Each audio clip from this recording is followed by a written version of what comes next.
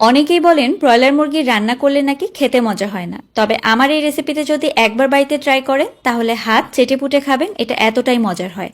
আজকে আপনাদেরকে সঠিক নিয়মে আর সেরা স্বাদে ব্রয়লার মুরগি ভুনা করে দেখাবো, যেভাবে মুরগি ভুনা করলে আপনারা রুটি, পরোটা, সাদা ভাত, পোলাও যে কোনো কিছু দিয়েই খেতে পারবেন।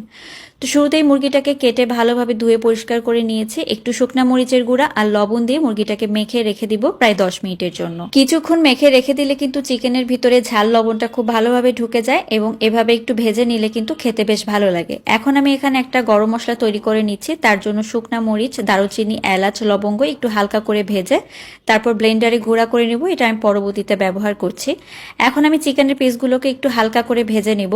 তেলের মধ্যে কিন্তু একদম অল্প তেল নিয়েছি, আর এভাবে তেলের মধ্যে হালকা করে ভেজে নিলে কিন্তু চিকেনটা রান্নার সময় একদম খুলে যায় না, আর খেতেও বেশ ভালো লাগে।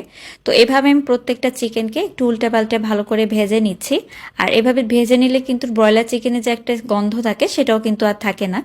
তো ভাজা হয়ে গিয়েছে, দেখতে পাচ্ছেন কেমন ভেজে নিয়েছি। এখন তুলে নিয়ে আমি এখানে গোটা গরম মশলা আর তার সাথে গোটা জিরা দিয়ে একটু তেলের মধ্যে ফোড়ন তুলে নিচ্ছি। আর তারপর দিয়ে দিব একটুখানি তেজপাতা, মানে এখানে একটা তেজপাতা নিয়েছি। পেঁয়াজ কুচি দিয়ে দিলাম। এখন এই পেঁয়াজ কুচিকে এই গরম মশলার সাথে খুব ভালো করে কিছুক্ষণের জন্য একটু লাল লাল করে ভেজে নিয়ে পেঁয়াজ বাটা দিয়ে দিচ্ছি। যেহেতু আমি মুরগি ভুনা করছি তাই পেঁয়াজ বাটাটা ব্যবহার করছি, এতে করে কিন্তু মুরগি ভুনা খেতে ভালো লাগবে।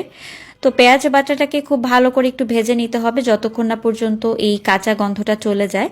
তারপর আমি এখানে দিয়ে দিব জিরা বাটা হাফ চা চামচ পরিমাণে, 1 চামচ পরিমাণে দিয়ে দিচ্ছি এখানে আদা বাটা এবং প্রায় 2 চা চামচের মতো দিয়ে দিব রসুন বাটা। মুরগি রান্নায় আমি রসুন বাটার পরিমাণটা একটু বেশি দিই। আর তার সাথে 1 চা চামচ পরিমাণ দিয়ে দিলাম এখানে ধনিয়ার গুঁড়া, আপনারা চাইলে ধনিয়া বাটাও দিতে পারেন। তো মশলাটাকে ভালো করে একটু কষিয়ে নিয়ে তারপর দিয়ে দিব শুকনা মরিচের গুঁড়া। মরিচের গুঁড়াটা যদি এই তেলের মধ্যে একটু ভেজে নেন তাহলে কিন্তু চিকেন ভুনা রান্না অনেক সুন্দর একটা কালার আসে। আমি সবসময় এভাবেই রান্না করি। দিয়ে দিলাম 1 চামচের মতো হলুদের গুঁড়া আর তার সাথে স্বাদ মতো লবণ। লবণটা প্রায় আমি এখানে 1.5 চামচের মতো নিয়েছি।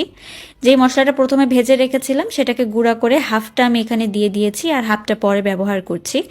তো এবার কিন্তু খুব ভালো করে মশলাটাকে কিছুক্ষণের জন্য কষিয়ে নিতে হবে। তারপর আমি ভেজে রাখা চিকেনগুলোকে দিয়ে দিচ্ছি। এখন এই চিকেন সহকারে মশলাটাকে ভালো করে কষিয়ে নিতে হবে যতক্ষণ না পর্যন্ত উপরে তেলটা ভেসে ওঠে। একটু সময় নিয়ে কিন্তু ভাজতে হবে। যেহেতু চিকেনটাকে শুরুতে ভেজে নিয়েছি তাই মশলাটা কিন্তু যাতে ভিতরে ভালোভাবে ঢুকে যায় এজন্য কিন্তু ভালো করে চিকেনটাকে ভুনা করে নিতে হবে। তারপর আমি এখানে দিয়ে দিচ্ছি পরিমাণ মতো পানি চিকেনটা সেদ্ধ হওয়ার জন্য। যেহেতু আমি ভুনা তৈরি করব, কোনো ঝোল রাখবো না, তাই এখানে পানিটা কিন্তু বুঝে দিয়েছি চিকেনটা ভালোভাবে যাতে সিদ্ধ হয়ে যায় এবং পানিটাও শুকিয়ে যায়। তো এখন ঢাকনা দিয়ে অনেকক্ষণ প্রায় রান্না করে নিয়েছি, চিকেনটা ভালোভাবে সেদ্ধ হয়ে গিয়েছে।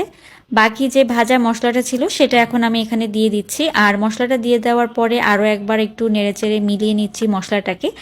এখন আর ঢাকনা দিব না, জাস্ট ঝোলটা কমে আসা পর্যন্ত অপেক্ষা করব। একটু ভুনা ভুনা হয়ে আসলেই দেখতে পাচ্ছেন আমার এই চিকেন ভুনা কিন্তু একেবারে রেডি।